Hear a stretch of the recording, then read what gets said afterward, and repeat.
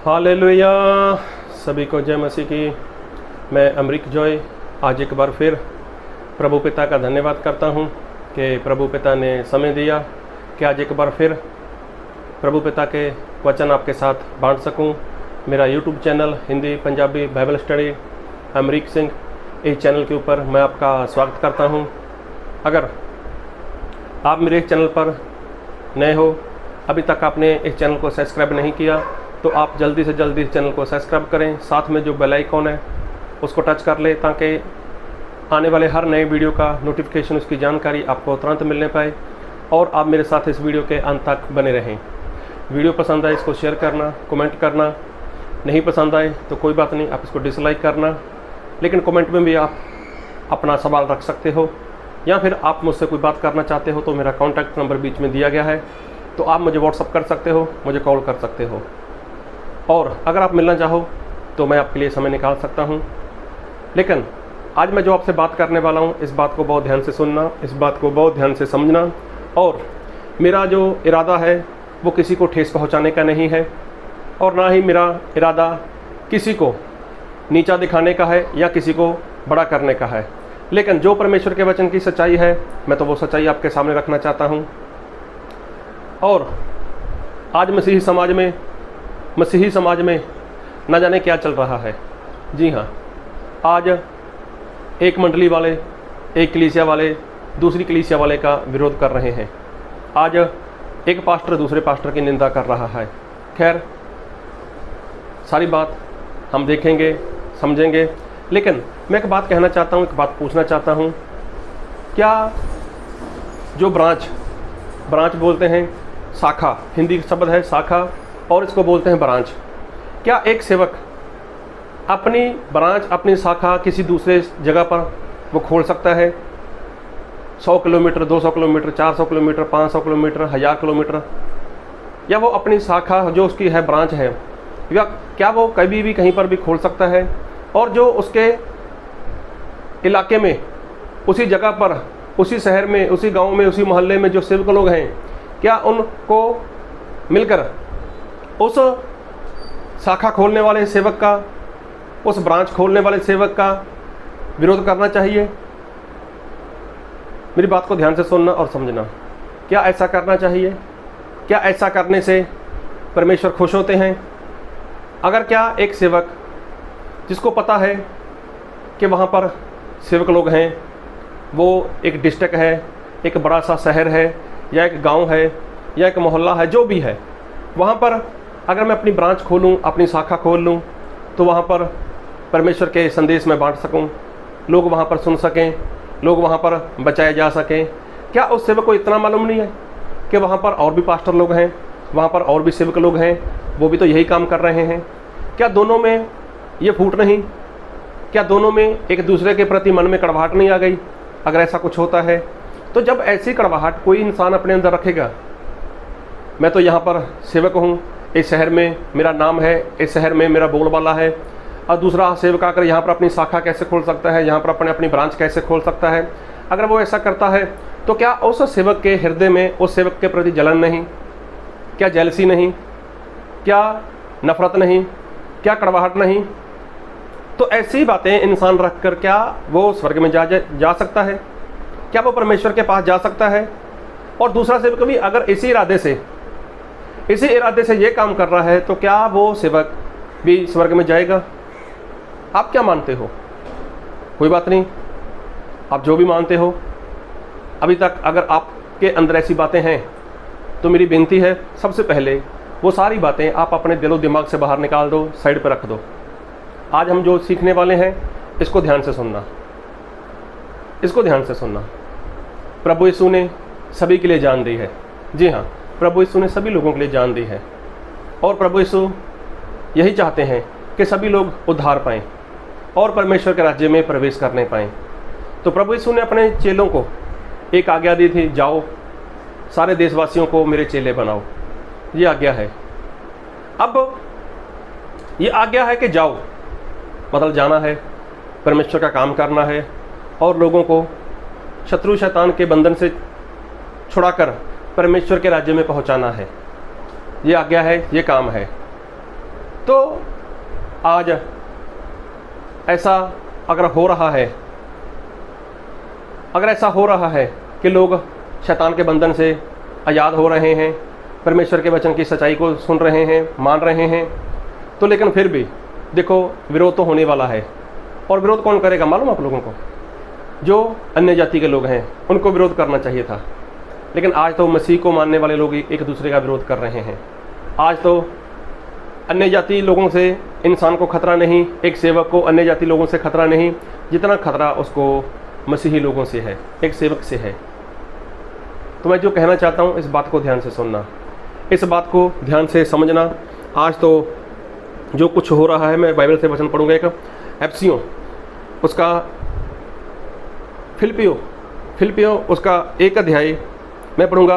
फिलिपियों 1 अध्याय उसके 15 वचन से, कुछ तो ढा और झगड़े के कारण मसीह का प्रचार करते हैं और कुछ भली इच्छा से। देखो यहाँ पर परमेश्वर का दास बोलता है, कुछ लोग ढा और झगड़े के कारण मसीह का प्रचार करते हैं और कुछ भली इच्छा से मसीह का प्रचार करते हैं। मतलब मसीह का प्रचार तो हो रहा है, कोई ढा से कर रहा है, कोई झगड़े के कारण कर रहा है, और कोई ईमानदारी के साथ परमेश्वर का प्रचार कर रहा है। तो जब मसीह का प्रचार हो रहा है, तो लेकिन मैं जो कहना चाहता हूँ, आपका जो ध्यान लेकर आना चाहता हूँ, वो कहना क्या चाहता हूँ। एक बार ऐसा हुआ जब प्रभु यीशु इस संसार में थे, तब प्रभु यीशु के चेले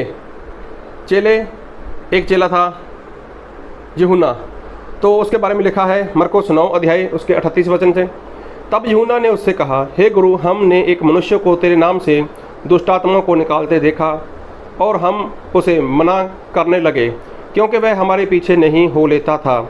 यीशु ने कहा, उसको मत मना करो, क्योंकि ऐसा कोई नहीं जो मेरे नाम से सामर्थ्य का काम करे और जल्दी से मुझे बुरा कह सके, क्योंकि जो हमारे विरोध में नहीं वह हमारी ओर है। अब देखो प्रभु यीशु ने साफ बोला है कि जो हमारे विरोध में नहीं वो हमारे साथ है।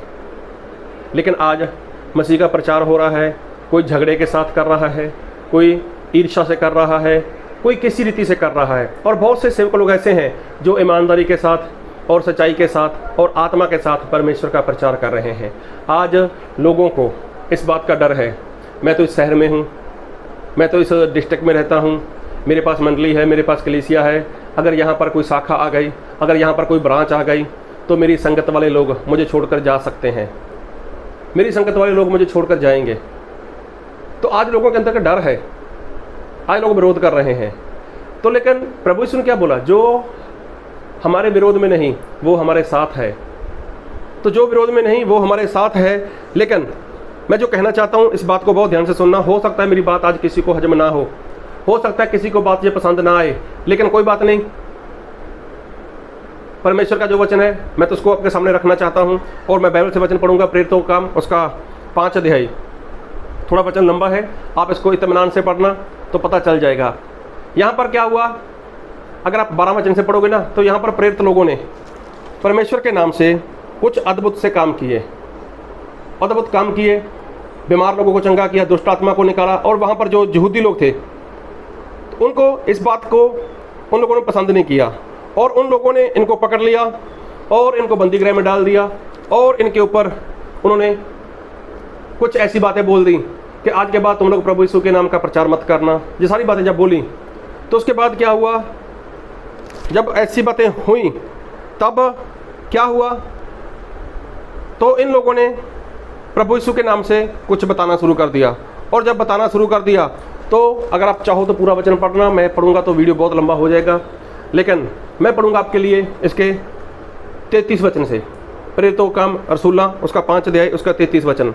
जय सुनकर वे जल गए और उन्हें मार डालना चाहा। देखो, जब प्रेरित लोगों ने कुछ बोला, तो जो उन लोग वहाँ लोग के लोग थे, वो क्या हो गए, उनके अंदर एक जलजलाहट सी हो गई, उनके अंदर कड़वाहट सी आ गई कि इनको मार डालते हैं, इनको ख़त्म कर डालते हैं। लेकिन आगे लिखा है, परंतु गमलीएल नामक एक फरीसी ने, जो व्यवस्थापक और सब लोगों में माननीय था, न्यायालय में खड़ा होकर प्रेरितों को थोड़ी देर के लिए बाहर कर देने की आज्ञा दी। अब देखो, वहाँ पर एक गमलीएल नाम का इंसान था जो बहुत ही विद्वान था, बहुत ही ज्ञानी इंसान था, ऐसे बोल सकते हैं हम लोग उसको।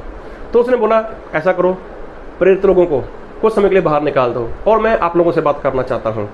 तब उसने जो बात की, तब उसने कहा, हे इस्राएलियों, तुम जो कुछ इन मनुष्यों से करना चाहते हो सोच समझ के करना। देखो, तुम लोग जो इन मनुष्यों से करना चाहते हो सोच समझ के करना, क्योंकि इन दिनों से पहले थ्यूदास यह कहता हुआ उठा कि मैं भी कुछ हूँ। क्योंकि इन दिनों से पहले थ्यूदास यह कहता हुआ उठा कि मैं भी कुछ हूँ, और कोई 400 मनुष्य उसके साथ हो लिए, परंतु वह मारा गया और जितने लोग उसे मानते थे सब तितर बितर हुए और मिट गए। देखो, गमलीएल ने बोला, देखो वो लोग जो कर रहे हैं उनको करने दो, लेकिन तुम ऐसा कुछ मत करो।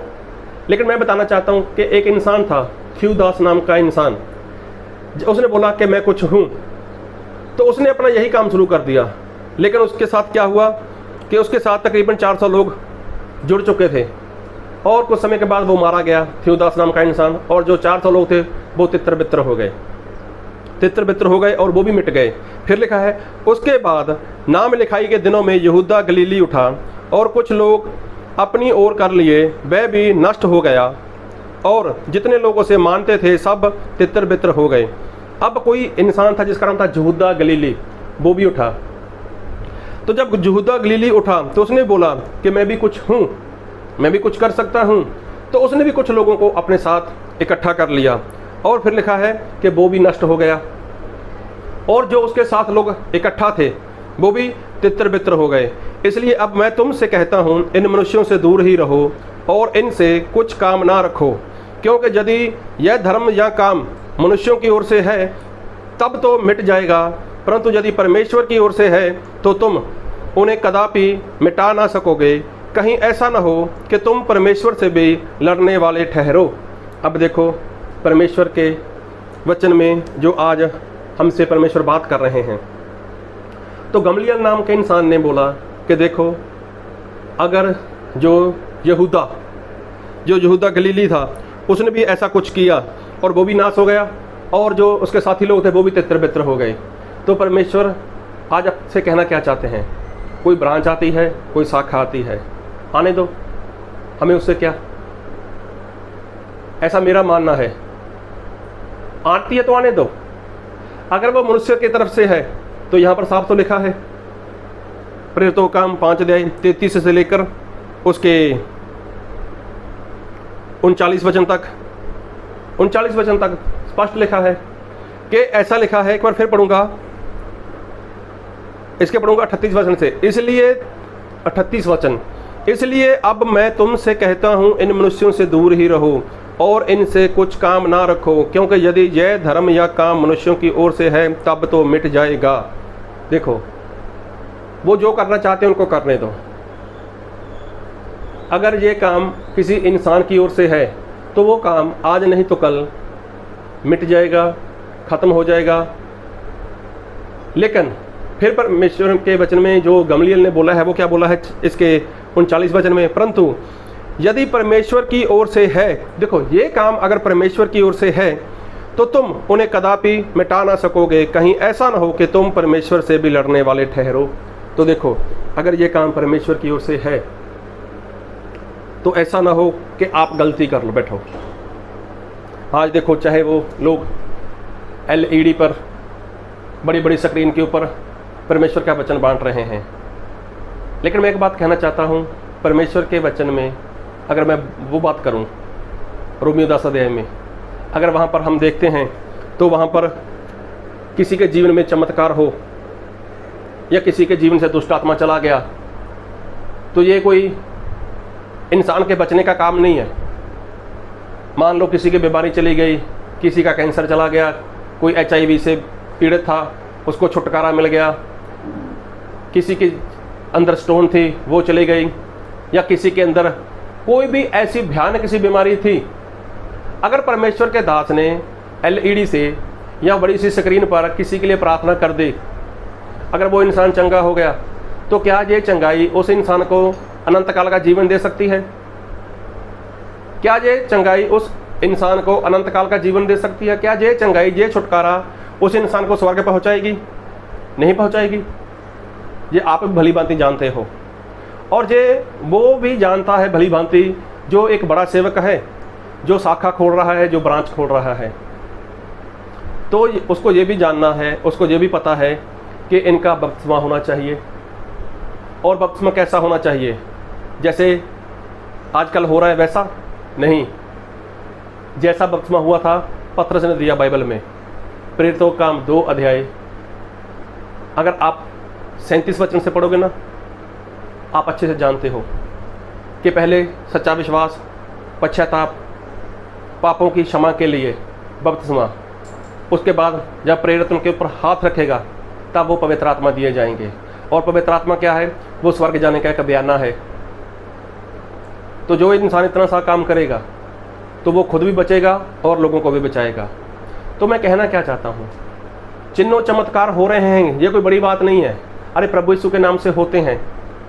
चिन्हों चमत्कार कौन कर रहा है? क्या आप कर रहे हो? या बड़े बड़े मिनिस्ट्री वाले लोग कर रहे हैं? अरे कोई नहीं कर रहा। ना आपके अंदर ताकत है, ना कोई ऐसी ताकत बड़ी मिनिस्ट्री वाले के अंदर है। बड़े नामी पास्टर के अंदर भी ऐसी ताकत नहीं कि वो खुद अपनी ओर से चमत्कार कर सके। तो चमत्कार कौन कर रहा है? वो प्रभु यीशु कर रहे हैं। हाँ, ऐसा है कि किसी के जीवन में चमत्कार हुआ, लेकिन अब उसको ज़रूरत है उसको मसीह के बारे में बताया जाए कि प्रभु यीशु क्यों आए, प्रभु यीशु मसीह ने अपना लहू क्यों बहाया, प्रभु यीशु मसीह आपके लिए क्या योजना बनाकर बैठे हैं। ये सारी बातें, अगर कोई ब्रांच आती है, अगर कोई शाखा आती है, तो शाखा खोलने वाला, ब्रांच खोलने वाला भी जानता है कि चिन्हों चमत्कार करने से मैं स्वर्ग नहीं जाने वाला। बाइबल में लिखा है मत्ती 7 की 21 से लेकर 23 तक बड़े बड़े पास्टर लोगों के बारे में लिखा है। आज ढेर सारे चमत्कार हो रहे हैं, मैं चमत्कार के खिलाफ नहीं हूँ, किसी को बुरा मत लगे। तो चमत्कार हो गया, छुटकारा हो गया, शैतान के बंधन टूट गए, तो इससे क्या हुआ? क्या उसके लिए स्वर्ग का रास्ता खुल गया? नहीं। किसी के ऊपर से कर्जा चला गया, क्या उसके लिए स्वर्ग का रास्ता खुल गया? नहीं। ये तो आप भी जानते हो, चाहे आप छोटे पास्टर हो, छोटी मंडली आपके पास, छोटी कलीसिया आपके पास, ये तो आप भी जानते हो। और जिसके पास हजारों के हिसाब से, कई लाखों के हिसाब से उसके पास मंडली है, कलीसिया है, तो ये बात तो वो भी जानते हैं कि चिन्ह चमत्कार से कोई किसी का उद्धार नहीं होने वाला। लेकिन उद्धार कब होगा? एक सेवक को ऐसे लोगों को मिलना है, उनके घर पर जाना है, उनके साथ समय बिताना है, या उनके लिए कोई समय खास स्पेशल नियुक्त करना है कि उनके साथ बैठकर वो अच्छे से उनको परमेश्वर के राज्य की बातें बता सकें। तो जब ये इंसान करेगा तब वो ईमानदारी के साथ, आत्मा के साथ अगर ये काम करेगा तो उसके लिए भी परमेश्वर का राज्य खुला है। और एक विश्वासी भी जो अपना जीवन प्रभु यीशु मसीह को सौंप देगा, वो भी इंसान स्वर्ग जा सकता है। लेकिन जो प्रभु यीशु के नाम से काम कर रहा है उसका विरोध नहीं करना, उसका विरोध नहीं करना। अगर आपको लगता है कि वो बड़ी सी स्क्रीन पर, बड़ी बड़ी एलईडी पर वो सुसमाचार बांट रहे हैं, चिन्हों चमत्कार कर रहे हैं, आपको लगता है कि ये गलत है, तो मैं बोलता हूँ ये गलत है, गलत है। ये बात आप जान चुके, ये गलत है। ये बात आपने अपनी कलीसिया के अंदर बता दी, ये बात गलत है। आप 2, 5, 20 लोग, पास्टर लोग इकट्ठा हो गए, आप लोगों ने बोला ये गलत है, तो मैं मानता हूँ गलत है। आप लोग जानते हो गलत है। जो इतना बड़ा सेवक है, जिसके विरोध में आप हो, जिसके खिलाफ आप जाना चाहते हो, क्या वो जानते हैं कि ये गलत है? अगर वो नहीं जानते तो क्या उनको बताना वो आपके लिए सही नहीं? तो मैं कहता हूँ उस सेवक से बात करो, उसे टाइम सेट करो, टाइम लो, 1 घंटा, 1.5 घंटा, 2 घंटे, 3 घंटे, उनको बोलो हम इतने सेवक लोग आपको मिलना चाहते हैं, तो प्लीज़ आप हमारे लिए समय निकालो और हम एक बात के ऊपर चर्चा करना चाहते हैं। तो क्या वो सेवक, जो प्रभु का सेवक है, जो प्रभु का काम करता है, क्या आप सेवक लोगों की वो कदर नहीं करेगा? क्या आपके साथ वो बातचीत नहीं करेगा? तो आप उनके आगे जो अपना सुझाव रखो ना, आप अपनी ये प्रस्ताव रख दो उनके आगे कि आप भी प्रभु के दास हो, हम भी प्रभु के सेवक हैं। लेकिन ये बात बाइबल में कहाँ पर है? अगर आपकी ऐसी बातें हैं, आप तो ऑनलाइन या बड़ी सी स्क्रीन पर या बड़ी सी एलईडी पर प्रचार करते हो, उसके बाद कौन क्या कर रहा है, कैसे कर रहा है, कैसे जीवन जी रहा है, आप उसको नहीं बता पा रहे। उनके साथ आपका टच नहीं, कोई आपके हाथ के नीचे ऐसा इंसान नहीं कि जो उनके घर पर जाता हो, उनके साथ बातचीत करता हो, उनकी समस्या, उनकी परेशानी क्या है आपने कभी जानने का प्रयत्न नहीं किया। आपने जिन जिन लोगों को बपतिस्मा दिया, आपको खुद ही नहीं पता कि कितने सारे लोग आपके हाथ के नीचे से बपतिस्मा लेकर चले गए। और बपतिस्मा देने के बाद क्या उनके लिए स्वर्ग का राज्य खुल गया? ऐसा भी नहीं है। तो बपतिस्मा देकर काम खत्म नहीं हुआ। अरे बपतिस्मा देने के बाद तो काम की शुरुआत होती है। तो जब आप 15-20 लोग, जितने भी आप सेवक लोग इकट्ठा हो गए, तो सेवक से बात करो, उनको बताओ कि बाइबल में प्रभु यीशु ने यही बोला है कि जाओ सारी देशवासियों को मेरे चेले बनाओ, उन्हें पिता पुत्र पवित्र आत्मा के नाम से बपतिस्मा दो। तो यहाँ तक तो आप सीमित हो, आपने यही काम कर दिया, पिता पुत्र पवित्र आत्मा के नाम से बपतिस्मा दे दिया। आगे जो बात लिखी है प्रभु यीशु ने क्या बोला है कि अब उनको सिखाओ, मेरी आज्ञा मानना सिखाओ। तो ये काम तो आप नहीं कर रहे। आपने तो बड़ी बड़ी सी एलईडी लगा दी, आपने तो बड़ी बड़ी स्क्रीन लगा दी। अब तो वहाँ पर किसी भी दिन कोई भी आप मीटिंग करते हो, लेकिन जो आगे की बात है वो बात आपसे नहीं हो पा रही। या तो आप ऐसा करो, अपनी ब्रांच में कोई ऐसा सेवक रखो, हम आपके साथ हैं, आप भी प्रभु की सेवा कर रहे हो, हम भी प्रभु की सेवा कर रहे हैं। जिस परमेश्वर की आप आराधना करते हैं उसी परमेश्वर की हम आराधना कर रहे हैं। तो आपके और हमारे बीच में मतभेद नहीं होना चाहिए।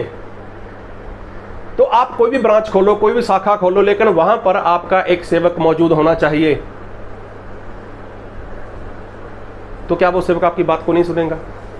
लेकिन जब आपने उनके आगे ये बात रखी नहीं, आपके अंदर उनके प्रति कड़वाहट है, आपके अंदर उनके प्रति नफरत है, तो मेरे भाई लोगों, क्या ऐसी नफरत लेकर आप परमेश्वर के राज्य में जा पाओगे? एलईडी पर प्रचार, बड़ी सी स्क्रीन पर प्रचार, वो क्यों कर रहे हैं? क्या कारण है? उनको बैठकर पूछ लो ना एक बार। तो मैं किसी ऐसे सेवक के पक्ष में नहीं हूँ, या मुझे उनसे कुछ ऐसा नहीं है। मैं तो आज तक कभी किसी को मिला ही नहीं हूँ, और ना ही मेरा कोई इरादा है साथ। लेकिन ये बात हमारे ही मसीही समाज में बड़े बड़े सेवक लोगों में ज़्यादातर दिखाई दे रही है। वो ऐसी बातों में फंस चुके हैं। तो मैं बोलता हूँ, कम से कम आप अपने डिस्ट्रिक्ट के, अपने शहर के कितने भी सेवक लोग हो, एक मीटिंग इकट्ठी करो ना आप लोग।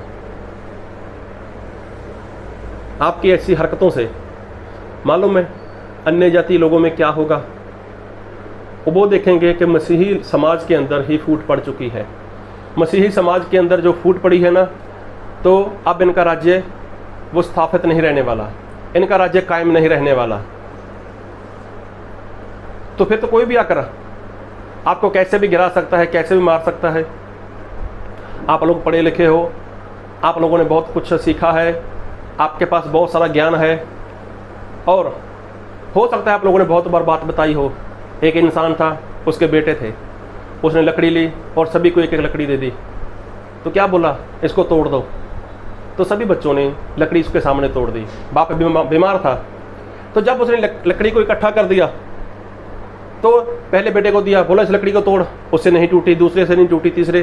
तो उसने बताया अपने बच्चों को कि देखो, अगर तुम लोग इकट्ठे रहोगे, एकता में रहोगे, तो कोई तुम्हें तोड़ नहीं पाएगा। लेकिन आज क्या हो गया? मसीही समाज में फूट पड़ चुकी है। किसकी वजह से? एलईडी की वजह से, बड़ी सी स्क्रीन की वजह से, शाखा की वजह से, जो ब्रांच बोलते हैं जिसको, उसकी वजह से क्या बढ़ चुकी है? फूट पड़ चुकी है। तो फूट डालना किसका काम है? शैतान का ही काम है ना। तो फिर किसके अंदर कौन कैसे काम कर रहा है आप बेहतर जानते हो। मैं तो ये बात कहना चाहता हूं, अरे आप समाज सेट कर लो ना एक बार, उस सेवक से बात करो ना। तो क्या वो सेवक आपकी नहीं सुनेगा? मुझे लगता है कि वो सेवक कोई भी हो सकता है, वो आपकी सुनेंगे। आप प्रभु के दास हो, प्रभु के सेवक हो, और वो भी प्रभु का दास, प्रभु का सेवक है। जो बाइबल आप पढ़ते हो वो भी बाइबल वही पढ़ते हैं। तो वहाँ पर लिखा है कि मेरे सेवक, प्रभु का सेवक क्या है? 2 गुना आदर के योग्य है। तो क्या उनको नहीं पता होगा कि कुछ सेवक लोग मुझे मिलना चाहते हैं? तो मैं यही कहना चाहूँगा, ऐसी बातों से बाहर आ जाओ। आने वाला समय बहुत ख़राब हो रहा है, आएगा वो ख़राब होगा समय, लेकिन उससे पहले आप लोग खुद को बचाओ, मंडली को बचाओ। मैं तो बोलता हूँ कोई ब्रांच आए, कोई शाखा आए, लेकिन उसका विरोध मत करो। तो जिस कारण से विरोध कर रहे हो उस कारण को उस सेवक के आगे रख दो ना। हमें आपकी ये बात पसंद नहीं, आप ब्रांच खोलो, आप शाखा खोलो, कुछ भी करो, लेकिन कम से कम आप अपना एक सेवक वहाँ पर रखो। तो हो सकता है किसी भी ऐसी बात का सल्यूशन निकलाए, उसका मसला हल हो जाए। बाकी आप सभी लोग प्रभु के दास लोग हो, प्रभु के सेवक लोग हो। तो मुझे जो लगा मैंने आपको बताया। लेकिन गमलीएल ने यही बोला था कि अगर ये काम इंसान की ओर से है वो नाश हो जाएगा, अगर ये काम परमेश्वर की ओर से है और आप लोग विरोध कर रहे हो, आप लोग विरोध कर रहे हो, तो आप परमेश्वर का विरोध करने वाले ठहरोगे। वो क्या कहते हैं, कैसे कहते हैं, मुझे उससे क्या, आपको उससे क्या। ज़्यादातर आज के सेवक लोगों को डर है कि हमारी कलीसिया वो भाग जाएगी, हमारी कलीसिया वाले लोग हमें छोड़कर चले जाएंगे। तो डर क्यों, किस बात का डर? तो बस मैं यही कहूँगा कि जो गमलीएल ने बात बोली है उसी बात को याद रखो। हो सकता है अगर वो सेवक ऐसा कुछ कर रहा है, वो ईर्ष्या से, ढा से आपके ही शहर में, आपके ही डिस्ट्रिक्ट में ऐसी ब्रांच खोल रहा है, तो सेवा तो वो भी कर रहा है। लेकिन जो पढ़ा हम लोगों ने फिलिपियों 1:15 में कि कुछ लोग ढा से और कुछ लोग अच्छी भली इच्छा से परमेश्वर की सेवा करते हैं। तो देखो आप कैसे कर रहे हो। क्या आप ढासे के साथ, जलन के साथ, ईर्ष्या से परमेश्वर की सेवा कर रहे हो, या ईमानदारी के साथ कर रहे हो? जब आप ईमानदारी के साथ कर रहे हो तो आपको किस बात का डर है? अगर कोई इंसान बुरी इच्छा से परमेश्वर की सेवा कर रहा है तो वो कर रहा है, करने दो उसको। लेकिन सबसे बड़ी बात कि जिसके जीवन में चमत्कार हुआ, चमत्कार होने के बाद देखना बाइबल में पढ़कर आप लोग, प्रभु यीशु मसीह ने जिन जिन को चमत्कार से चंगा किया ना, जिनके जीवन में चमत्कार हुआ है, तो उसके बाद प्रभु यीशु ने क्या बोला? अब पाप मत करना। 38 साल से जो बीमार था, जब उसको प्रभु यीशु ने चंगा किया तो उसके साथ प्रभु यीशु मसीह ने बात की, अब पाप मत करना। 12 वर्ष से जिसको लहू बहने की बीमारी थी, उसको क्या बोला? अभी तू चंगी हो चुकी है, अब पाप मत करना। ऐसी कई जगह पर प्रभु यीशु मसीह ने बातें की। तो चंगाई देने के बाद प्रभु यीशु मसीह जो शिक्षा देते हैं, क्या वो शिक्षा LED से मिलती है? क्या वो शिक्षा बड़ी बड़ी स्क्रीन से मिलती है? नहीं, वहाँ पर तो चमत्कार हैं, ऐसा होने वाला है, ये होने वाला है। तो मैं ये कहना चाहता हूँ, अगर चमत्कार हो रहे हैं, वो चमत्कार प्रभु यीशु करते हैं। लेकिन प्रभु यीशु मसीह ने चमत्कार किया, उसके बाद तो सेवक की जिम्मेवारी है, चाहे वो LED से प्रचार करता है, चाहे वो बड़ी सी स्क्रीन से प्रचार कर रहा है, चाहे वो ऑनलाइन प्रचार कर रहा है। अगर वो ये काम नहीं कर रहा तो वो भी तो गलत कर रहा है। अगर आप जानते हो तो आप जाके बात करो उनसे, उनको बोलो ये बहुत अच्छी बात है कि आपका इस्तेमाल परमेश्वर चमत्कार के द्वारा कर रहे हैं, लेकिन आगे भी तो होना चाहिए ना कुछ उनके लिए। उनको सिखाना है, उनको आगे बढ़ाना है, उनको परमेश्वर के राज्य के लिए तैयार करना है। तो क्यों ना हम सभी एक मिलकर परमेश्वर का काम करें। ये काम बहुत मुश्किल सा लगता है, बहुत असंभव सा लगता है, लेकिन जब परमेश्वर बीच में आ जाएंगे ना तो कोई काम मुश्किल नहीं, कोई काम असंभव नहीं है। तो प्रभु आप सभी को एक मन, एक चित्त और एक आत्मा से चलने के लिए अपने आत्मा का बहुतायत का सामर्थ्य दे। आमीन।